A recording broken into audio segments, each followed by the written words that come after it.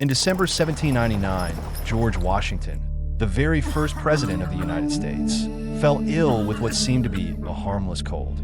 But 2 days later, he was dead. The real culprit wasn't the cold, it was the cure. His doctors had drained 60% of his blood in an attempt to heal him. Yes, they bled the founding father to death. And believe it or not, this wasn't a rare accident. This was standard medical practice in the West for nearly 2,000 years. Why on earth would doctors think draining someone's blood was a good idea? To understand that, we need to travel back to ancient Rome, around 1800 years ago, and meet Galen, one of the most influential medical thinkers in history. Galen believed the liver produced blood constantly, like a river flowing through the body. Organs, he claimed, absorbed and used it. But if blood stayed in the body too long or became spoiled, it could make you sick. The solution? Cut open a vein and let the bad blood out. This wasn't fringe pseudoscience, it was the mainstream. Bloodletting was used to treat everything: headaches, fevers, infections, even mental illness. It became so popular that even barbers took part, quite literally. That spinning red, white, and blue pole outside your local barbershop, it's a relic of that time. Red for arterial blood, blue for veins, and white for bandages. Bloodletting wasn't just medicine. It was culture. It was ritual.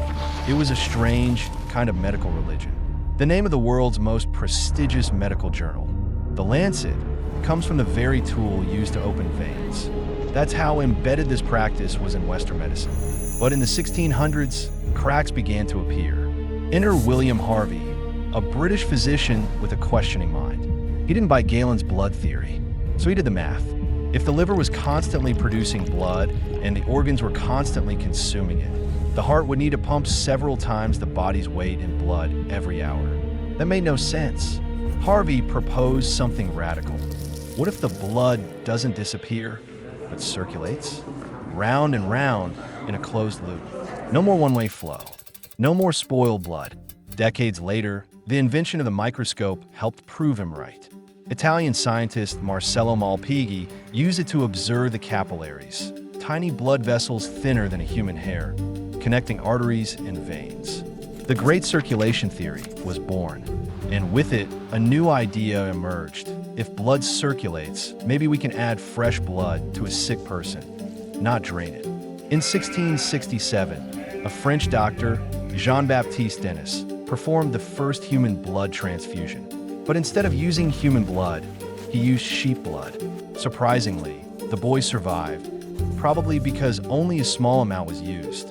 But this miracle sparked a trend. Suddenly, doctors were injecting people with cow blood, milk, wine, and even mercury. Unsurprisingly, most of these experiments ended in horrific public deaths. The backlash was swift. Blood transfusion was banned across Europe for more than 150 years. Fast forward to 1901. Austrian scientist Karl Landsteiner was mixing blood samples when he noticed something strange. Some blood types clumped together while others didn't. This was the breakthrough the world needed. Landsteiner discovered the ABO blood groups, the B, AB, and O, and realized that incompatible blood types triggered the body's immune system to attack. Mismatched transfusions weren't mysterious failures. They were full-on biological battles. Thanks to this discovery, blood transfusion became a precise science. By World War I, blood banks and transfusion protocols saved countless lives. For the first time in history, one person's blood could safely flow into another. But what if the problem isn't the blood, but the pump? The heart beats 100,000 times a day. It never rests. Operating on it is like fixing an engine while it's still running at full speed. Still, in 1929, a German intern named Werner Forssmann did the unthinkable. He inserted a catheter into his own heart, walked to the X-ray room, and photographed the evidence. He got fired, but eventually won a Nobel Prize. In the 1950s, American surgeon John Gibbon developed the heart-lung machine, a device that could take over the heart's job during surgery. Finally, doctors could stop the heart temporarily and perform complex operations. Heart surgery was no longer science fiction. Surgeons began to repair congenital defects, replace failing valves, and even build bypass highways around blocked arteries. And success rates soared. But some wanted to go even further. What if we just replaced the heart altogether?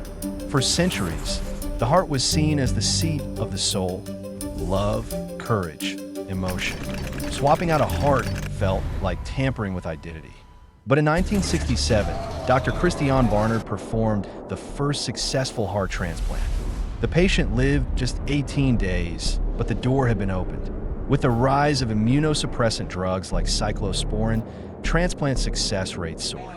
Today, thousands of people are alive thanks to donor hearts. But organs are scarce, and the wait is long.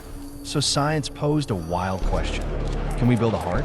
In 1982, an artificial heart called Jarvik 7 was implanted into a patient. It wasn't perfect, but he lived for 112 days. That was just the beginning. Over time, artificial hearts became smaller, quieter, and longer lasting. Some patients have lived over 16 years with one. And modern versions? They're not shaped like hearts. They're rotors, spinning magnets, elegant turbines. Less poetic than a heartbeat, but sometimes more reliable. We're approaching a future where the heartbeat doesn't just come from biology. It can be engineered, 3D printed, programmed, and monitored in real time. In some trials, artificial hearts are even wirelessly powered through the skin. No external cables. But here's the twist. Even as we master the hardware, we haven't decoded the software. Emotion, memory, grief, love. The heart may just be a pump, but when it breaks, we feel in ways science still can't fully explain. Because in the end, what makes us human isn't just the flow of blood, it's the emotion that